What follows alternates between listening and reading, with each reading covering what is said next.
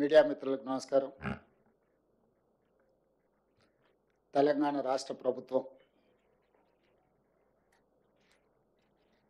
విదేశీ పెట్టుబడుల కోసం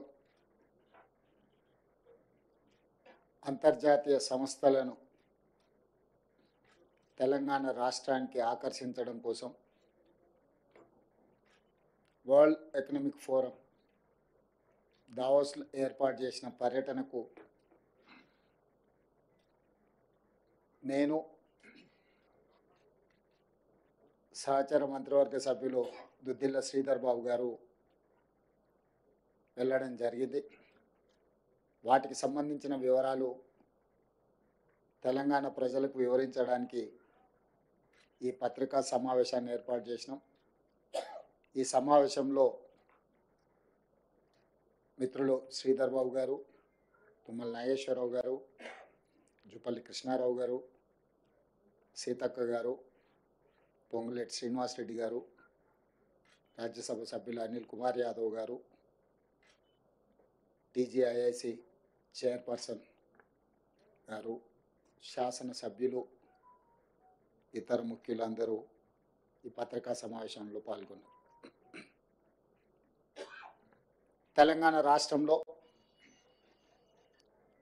వరల్డ్ ఎకనామిక్ ఫోరం నుంచి దాదాపుగా 1,80,000 కోట్ల రూపాయలు తెలంగాణ రాష్ట్రంలో పెట్టుబడులు పెట్టడానికి మన రాష్ట్ర ప్రభుత్వం ఆకర్షించింది.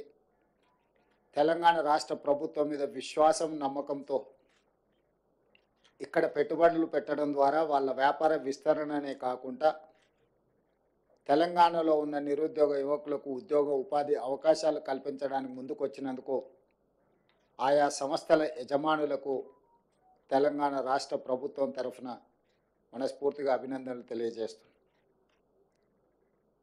ప్రభుత్వం ఏర్పడి 14 నెలలు పూర్తిగా వస్తున్న సందర్భంలో మా ప్రభుత్వం సాధించిన విజయాలలో ఈ విజయం అత్యంత కీలకమైన విజయం. తెలంగాణ రాష్ట్ర ప్రభుత్వం మీద, హైదరాబాదు నగరంలో పెట్టుబడుల మీద అపోహలు, అనుమానాలు సృష్టిస్తూ వాళ్ళ అనుచరులతో లేదా వాళ్ళ దగ్గర ఉన్న అక్రమ నిధులతో విష ప్రచారం చేయడం ద్వారా తెలంగాణ ఆర్థిక వ్యవస్థ మూలాలను దెబ్బతీయాలని కొంతమంది కుట్రలు చేస్తుంటే, ఈ కుట్రలను తిప్పికొట్టడం ద్వారా తెలంగాణ రాష్ట్రంలో మేము పెట్టుబడులు పెడతాం, తెలంగాణ రాష్ట్ర ప్రభుత్వం మీద మాకు సంపూర్ణమైన విశ్వాసం ఉన్నదని ప్రపంచ దిగ్గజాల యజమానులు, ప్రపంచ దిగ్గజాలైన కంపెనీలు మన రాష్ట్రంలో పెట్టుబడులు పెట్టి ఈ పెట్టుబడుల ద్వారా వేలాది ఉద్యోగాలు, ఉపాధి అవకాశాలు కల్పించడానికి ముందుకు వచ్చినారు. కుట్రలను, కుతంత్రాలను అన్నిటిని కూడా పటాపంచలైన ఈరోజు మా ప్రభుత్వం మీద వారు వ్యక్తపరిచిన విశ్వాసం, నమ్మకం ఈనాటిది కాదు. ఆనాడు 2004 నుంచి 2014 వరకు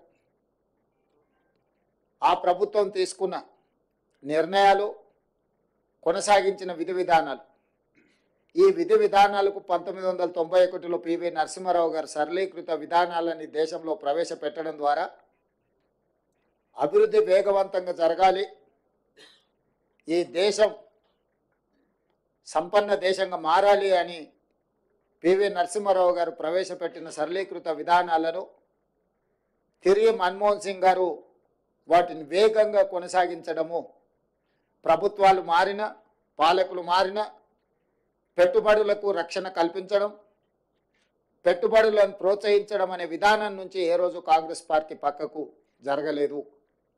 అందుకే 2004 నుంచి 2014 వరకు 10 సంవత్సరాలు ఈ దేశంలో సమూలమైన ఆర్థిక సరళీకృత విధానాలను అమలు చేయడం ద్వారా ప్రపంచానికి ఒక నమ్మకాన్ని, విశ్వాసాన్ని కలిగించిన బలమైన నాయకత్వం కాంగ్రెస్ నాయకత్వం.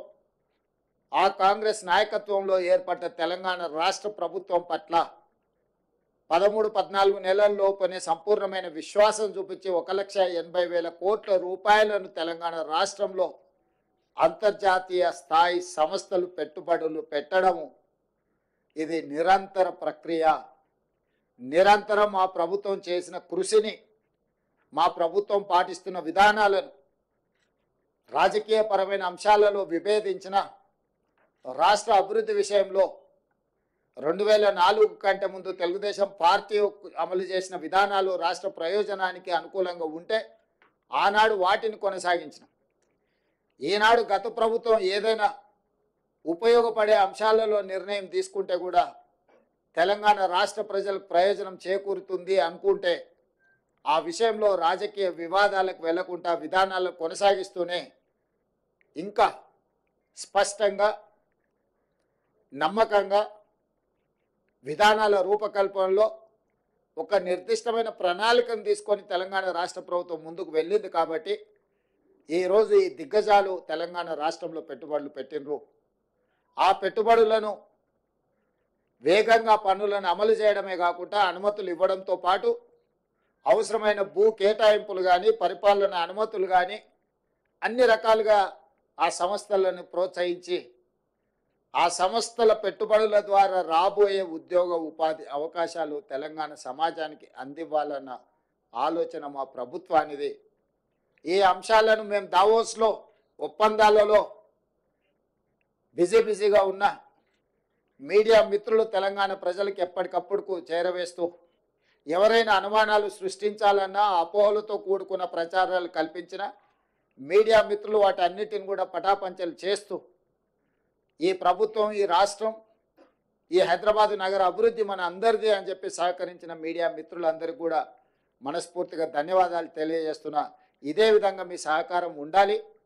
మనందరం కలిస్తేనే తెలంగాణ, మనందరం కష్టపడితేనే తెలంగాణ అభివృద్ధి, మనందరం ఈ తెలంగాణ పునర్నిర్మాణంలో భాగస్వాములు కావాలి. భవిష్యత్తులో ఇంకా తెలంగాణ ఈ దేశంలోనే అత్యధిక ఆదాయం కలిగిన రాష్ట్రంగా మారాలి. ఈరోజు తెలంగాణ రాష్ట్రాన్ని $1 ట్రిలియన్ ఎకానమీకి తీసుకెళ్లాలని మేము నిరంతరం కృషి చేస్తున్నాము. ఈరోజు పర్ క్యాపిటా ఇన్కంలో దేశంలోనే తెలంగాణ రాష్ట్రం మొదటి స్థానంలో ఉన్నది. దీన్ని కొనసాగించి భవిష్యత్తులో ఇంకా పెట్టుబడులను తీసుకొచ్చి తెలంగాణ రాష్ట్రాన్ని అభివృద్ధి పదం వైపు నడిపిస్తామని చెప్పి మీ అందరికీ మనస్ఫూర్తిగా తెలియజేస్తూ వాటికి సంబంధించిన వివరాలు, ఒప్పందాలకు సంబంధించిన వివరాలు, అదేవిధంగా మిత్రుడు శ్రీధర్ బాబు గారు గుర్తు చేసినట్టు సింగపూర్ ప్రభుత్వంతో స్కిల్ డెవలప్మెంట్ విషయంలో ఒక ఒప్పందాన్ని చేసుకున్నాం. ఐటీఈ ఇన్ఫర్మేషన్ టెక్నాలజీ ఎడ్యుకేషన్కి సంబంధించి సింగపూర్లో 10th చదువుకున్న తర్వాత పిల్లలందరికీ కూడా సాంకేతిక నైపుణ్యాన్ని అందించడం ద్వారా ప్రపంచంతోనే పోటీ పడే నిష్ణాతులను సింగపూర్ సంస్థ తయారు చేస్తుంది.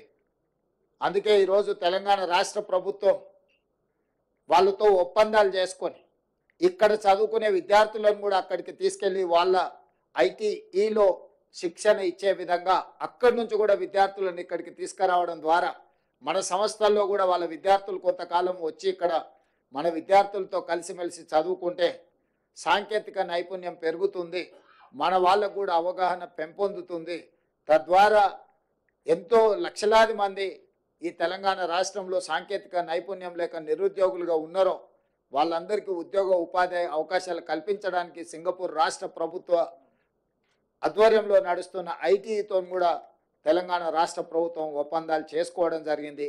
అందుకే ఆ ఒప్పందంలో తెలంగాణ రాష్ట్రం ప్రతిష్టాత్మకంగా భావించిన young India skills university vice ఛాన్సలర్తో పాటు ఉన్నతాధికారులు అందరూ కూడా ప్రత్యక్షంగా పాల్గొని ఒప్పందాలు చేసుకోవడం జరిగింది. సింగపూర్ రాష్ట్ర ప్రభుత్వానికి సంబంధించిన మంత్రులతో చర్చించడం, సాంకేతిక నైపుణ్యాన్ని ఇచ్చిపుచ్చుకోవడం ద్వారా మనము సింగపూర్ ప్రభుత్వం కలిసి పనిచేయాలని కూడా ఒక ఒప్పందానికి వచ్చినాం. అది భవిష్యత్తులో మన సాంకేతిక నైపుణ్యాన్ని వేగంగా పెంపొందించడానికి ఉపయోగపడుతుంది. ఇవన్నీ కూడా తెలంగాణ రాష్ట్ర అభివృద్ధి కోసం ప్రభుత్వం తీసుకుంటున్న నిర్ణయాలు. ఈ నిర్ణయాలను అన్నిటిని కూడా యువకులకు, ముఖ్యంగా ప్రజలకు అందరు కూడా చేరవేస్తున్న మీకు అందరికీ మనస్ఫూర్తిగా ధన్యవాదాలు తెలియజేస్తూ మా విదేశీ పర్యటనకు సంబంధించి ఒప్పందాలకు సంబంధించిన పూర్తి వివరాలను అందించవలసిందిగా మిత్రుడు మంత్రి గారు శ్రీధర్ బాబు గారిని కోరుతున్నాను. పాత్రికేయ మిత్రులందరికీ నమస్కారం. గౌరవ ముఖ్యమంత్రి శ్రీ రేవంత్ రెడ్డి గారి నేతృత్వంలో సింగపూరు, అదేవిధంగా స్విట్జర్లాండ్లో ప్రతి సంవత్సరం అంతర్జాతీయ ఆర్థిక సదస్సు దావోస్కు సంబంధించి కానీ, దాని తదుపరి జూరిక్ ప్రాంతంలో జరిగిన అనేక వాణిజ్యం వ్యాపారానికి సంబంధించిన ఒప్పందాలకు సంబంధించి గౌరవ ముఖ్యమంత్రి గారు ఇప్పుడే చెప్పినట్టు రాష్ట్ర ప్రభుత్వంపై ఒక నమ్మకం, ప్రభుత్వ విధానాలపై ఒక నమ్మకం, ప్రభుత్వానికి సంబంధించి ఈరోజు ముఖ్యమంత్రి గారిపై అదేవిధంగా సహచర మంత్రివర్గ సోదరులు సోదరిమణుల పై నమ్మకం. వాణిజ్యం వ్యాపారం చేసేవారు కోరేది ఒకటే, స్థిరమైన ప్రభుత్వం, దూరదృష్టి కలిగిన ప్రభుత్వం మాకు ఉండాలని ఆలోచన చేపడుతున్న నేపథ్యంలో ప్రతి సందర్భంలో మీరందరూ కూడా దీంట్లో విట్నెస్గా ఉన్నారు. గత సంవత్సరం 2024 జనవరి మాసంలో జరిగిన దావోస్ సంబంధించి కాంగ్రెస్ పార్టీ ప్రభుత్వంపై నమ్మకం ఉంచి ఆనాడు ఎప్పుడు లేని విధంగా 40,000 పైచిలకు ఒప్పందాలు చేసుకొని తదుపరి సంవత్సర కాలం పాటు కూడా మా కాంగ్రెస్ పార్టీ ప్రభుత్వం తెలంగాణ రాష్ట్రాన్ని అగ్రగామి రాష్ట్రంగా కేవలం దేశవ్యాప్తంగా కాదు ప్రపంచవ్యాప్తంలో కూడా ఒక మెరుగైన వాణిజ్యం వ్యాపారం ఈరోజు ఒక ఇండస్ట్రీ సెంట్రిక్ స్టేట్గా ఎదగాలని ముఖ్యమంత్రి గారి ఆలోచనలో భాగంగా ముందుకెళ్తా ఉన్న తరుణంలో మా పాలసీ విధానాలు కానీ ప్రభుత్వం అనుసరిస్తూ ఉన్న విధానపరమైన ఆలోచనలు కానీ గమనించి పెద్ద ఎత్తున పెట్టుబడులను పెట్టడానికి ముందుకొచ్చిన మా మిత్రులందరికీ హృదయపూర్వకంగా మీ ద్వారా వారికి కృతజ్ఞతలు తెలియజేస్తూ కిందటి దావోస్ పర్యటన కంటే ఈసారి 4 రెట్లు ఎక్కువగా 1,79,000 కోట్ల పెట్టుబడులకు సంబంధించి ఎంఓయూలు చేసుకున్నాం. తప్పకుండా మేము అనుకున్న లక్ష్యానికి ప్రభుత్వం ఆలోచన చేస్తూ ఉన్న 1 ట్రిలియన్ ఎకానమీకి మొదట అడుగులు వేసినాం. ఇది గొప్ప విజయం మేము ఇప్పుడు అనుకోవటం లేదు. ఆచరణలో తీసుకొచ్చి అమలులో తీసుకొచ్చి అనుకున్న ఉద్యోగాల సంకల్పన చేసినప్పుడు దాని పరంగా మేము విజయం సాధిస్తామని ముఖ్యమంత్రి గారు స్పష్టంగా దావోస్లో పత్రికాముఖంగా ఇతర సహచరులకు సంబంధించిన అంశంలో వారు స్పష్టంగా చెప్పడం జరిగింది. క్యాబినెట్ సమిష్టిగా ఇదే ఆలోచన తీరుగా ముందుకెళ్తా ఉన్నాం. ఒక మారు ఆలోచన చేస్తే ఈరోజు వేగంగా అనుమతులు తీసుకురావాలి, అనుమతులు ఇవ్వాలి, మంజూరు చేయాలి. ఇవన్నిటిలో కూడా మనం ఆలోచన చేస్తే ఇన్వెస్టర్కి కాన్ఫిడెన్స్ ఏర్పాటు చేసే ప్రక్రియని ఇంకా వేగవంతంగా ముందుకు తీసుకెళ్లే ప్రయత్నం చేయటం జరిగింది. దాదాపు గౌరవ ముఖ్యమంత్రి గారు, మేము, మా అధికారులు సమిష్టిగా, దాంతోపాటు క్యాబినెట్లో ఉన్న సహచరులందరూ కూడా పాలసీ విధానాల్లో తెలంగాణ రాష్ట్రానికి, తెలంగాణ రాష్ట్ర ప్రజలకు ఉపయోగపడే విధంగా మన పాలసీ విధానంలో మార్పులు తీసుకురావాలని కోరిన వెంటనే మార్పులు తీసుకొచ్చి ఇది అనువైన వాతావరణాన్ని కలిగించడానికి వారు చేసిన కృషికి కూడా మేము హృదయపూర్వకంగా కృతజ్ఞత తెలియజేస్తా ఉన్నాం. మనందరికీ తెలుసు, హైదరాబాద్ తెలంగాణ రాష్ట్రానికి ఒక బ్రాండ్ ఇమేజ్ ఉంది. హైదరాబాద్ కానీ తెలంగాణ అంటేనే బిజినెస్ అని మన క్యాప్షన్తోని దావోస్లో పేర్కొనటం జరిగింది. ఆ క్రమంలో ప్రతి అడుగు వేసినప్పుడు ముఖ్యమంత్రి గారు మేము అందరం కూడా ఒకటే ఆలోచన చేసినాం. ఎందరూ ఎవరు ఎప్పుడు ఈ సంవత్సర కాలం విమర్శలు చేసిన అన్ని విమర్శలను కూడా సద్విమర్శలుగా తీసుకోవాలి. తెలంగాణ రాష్ట్ర ప్రజలకు సంబంధించి ఒక నిరుద్యోగ యువతి యువకుడికి ఉద్యోగం కల్పించాలనే ఒక సంకల్పంతో ముందుకు పోదాం. పెట్టుబడులను ఆకర్షించే ఒక కార్యాచరణ తీసుకుందాం అని ఆ ఆలోచన ప్రక్రియలోనే మొదటగా సింగపూర్ ప్రభుత్వానికి సంబంధించి ఆ దేశానికి సంబంధించిన ఇద్దరు ప్రధానమైన మంత్రులతో కలవటం జరిగింది. విదేశాంగ మంత్రి గారు, అదేవిధంగా పెట్టుబడులకు సంబంధించిన కామర్స్ మినిస్టర్స్తోని ఇద్దరిని కూడా కలవటం జరిగింది. ముఖ్యమంత్రి గారు రెండు ప్రధానమైన అంశాలను వారి దృష్టికి తీసుకొచ్చారు. ఒకటి, మూసీ నదికి సంబంధించిన ప్రక్షాళన విషయంలో. రెండవది, రాష్ట్రం నిరుద్యోగ యువతీ యువకుల గురించి నైపుణ్యం ఏ విధంగా పెంచుతూ ఉన్నాం, పెంచబోయే ఆలోచన చేస్తూ ఉన్నాం. రాబోయే కాలంలో రాష్ట్రము ఈ దేశంలోనే కానీ అంతర్జాతీయ స్థాయిలో నైపుణ్యానికి కేంద్రంగా నిలవాలనే ఆలోచనతోనో ఏ విధంగా చేయబోతున్నామని వారికి తెలియజేయటం జరిగింది. ఆ క్రమంలో మాట్లాడుతూ ఉన్న తరుణంలో మరి ఆ దేశానికి సంబంధించిన మంత్రులు కూడా వారి ఆసక్తి చూపెట్టి తప్పకుండా మా వరకు సహకారం అందిస్తామని చెప్పారు. దానిలో భాగంగానే సింగపూర్కు సంబంధించిన దేశానికి సంబంధించి ఒక చిన్న నది సింగపూర్ రివర్, చిన్నదైనా నది కానీ దాన్ని కూడా ఈరోజు మూసీ నది ప్రస్తావన తీసుకొచ్చినప్పుడు ఆ నది పరిస్థితి ఏ విధంగా ఉండని నదిని ప్రక్షాళన చేసి ఈరోజు త్రాగటానికి నీరు, స్వచ్ఛమైన గాలి ఇస్తా ఉన్న తరంలో సింగపూర్కు సంబంధించిన ప్రజలందరూ కూడా పెద్ద ఎత్తున హర్షం వ్యక్తం చేశారని మంత్రులు చెప్పడం జరిగింది. మూసీ నదికి సంబంధించి ఈరోజు మూసీ నది ప్రక్షాళన కూడా ప్రజలకు సంబంధించినది. ప్రజలకు క్వాలిటేటివ్ లైఫ్ను అందించాలని చేస్తూ ఉన్న ప్రస్తావన, ఆ ప్రస్తావనకు సంబంధించి మంత్రులు కూడా పూర్తి స్థాయిలో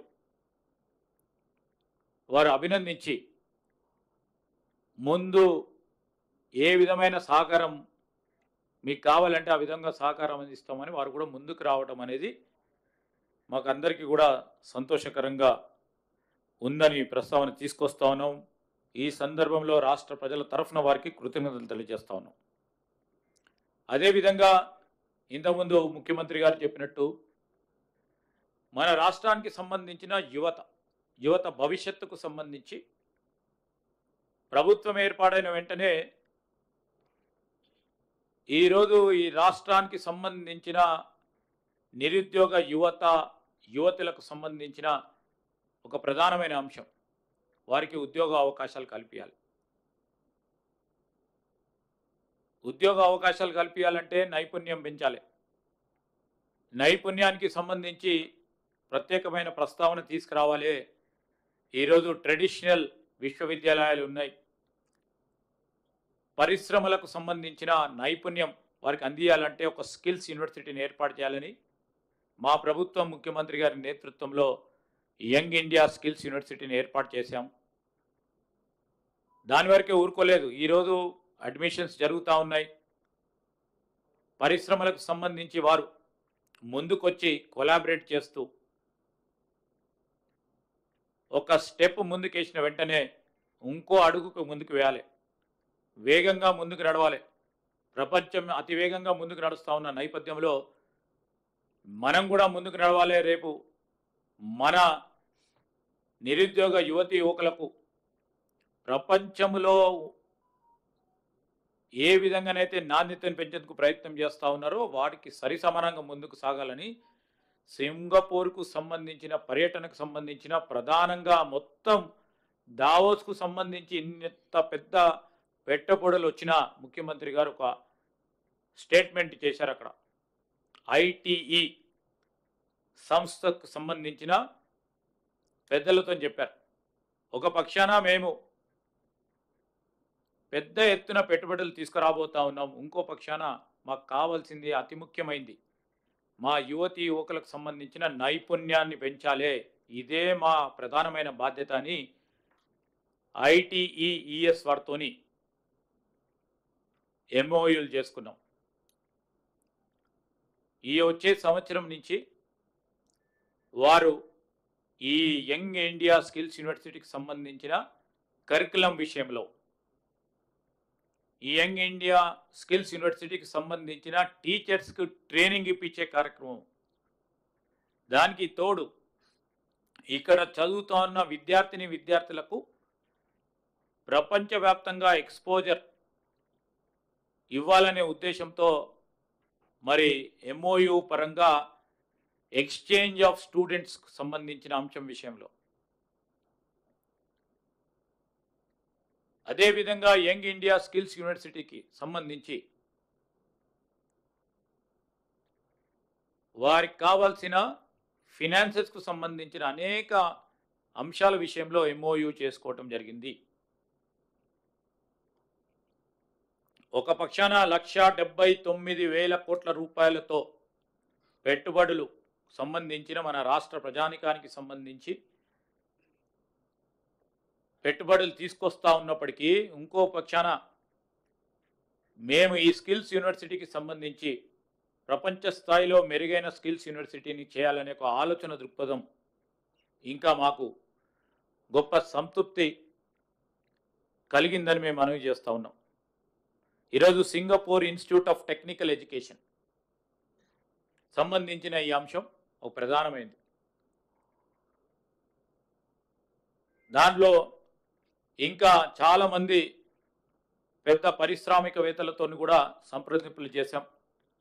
అక్కడ డేటా సెంటర్కి సంబంధించిన ఎస్టీటీ డేటా సెంటర్స్తోని దాదాపు 3,500 కోట్ల రూపాయలతో సింగపూర్లో, అదేవిధంగా క్యాపిటల్ ల్యాండ్కు సంబంధించి కొత్త ఐటీ క్యాంపస్ను ఇక్కడ నిర్మాణం చేయడానికి 450 కోట్ల రూపాయలతో, సింగపూర్లో దాదాపు 4,000 కోట్ల రూపాయల పెట్టుబడులను సంబంధించిన ఎంఓయూలు చేసుకోవటం, దానికి తోడు ఇన్ అడిషన్ టు ఈరోజు సింగపూర్ ఇన్స్టిట్యూట్ ఆఫ్ టెక్నికల్ ఎడ్యుకేషన్తోని ఎంఓయూ చేసుకోవటం, తదుపరి వరల్డ్ ఎకనామిక్ ఫోరంకి సంబంధించిన ఈ వెఫ్కి సంబంధించిన సమ్మిట్లో ప్రధానంగా ఎనర్జీ సెక్టర్, డేటా సెంటర్స్కి సంబంధించి, అదేవిధంగా అగ్రి ప్రాసెసింగ్ అంటే వ్యవసాయంపై ఆధారపడి ఉన్న వారికి కూడా ఒక పెద్దపీట వేయటానికి ఒక ఆలోచన దృక్పథంతో 1 ట్రిలియన్ ఎకానమీ చేయాలంటే ఒక గురుతరమైన బాధ్యత ఉంది. దాంట్లో భాగంగానే ఒక ఆలోచన దృక్పథంతో ముందుకెళ్ళటం జరిగింది. దీంట్లో ఇప్పటి వరకు 49,550 నేరుగా ఉపాధి పొందే అవకాశం మన యువతకు సంబంధించి, దానికి తోడు మరి స్విట్జర్లాండ్కి సంబంధించి కొన్ని కంపెనీస్తోని ఒప్పందాలు చేసుకోవటం జరిగింది. స్విట్జర్లాండ్కి సంబంధించిన యూబీఎస్ గ్రూప్ వారు ఇక్కడ వారికి ఆఫీస్ ఉన్నప్పటికీ ఇంకా పెద్ద స్థాయిలో 1,800 మందితోని విస్తీర్ణ చేయటం జరుగుతుందని యూబీఎస్ గ్రూప్ వారు ఎంఓయూ చేసుకోవటం జరిగింది. దాంతో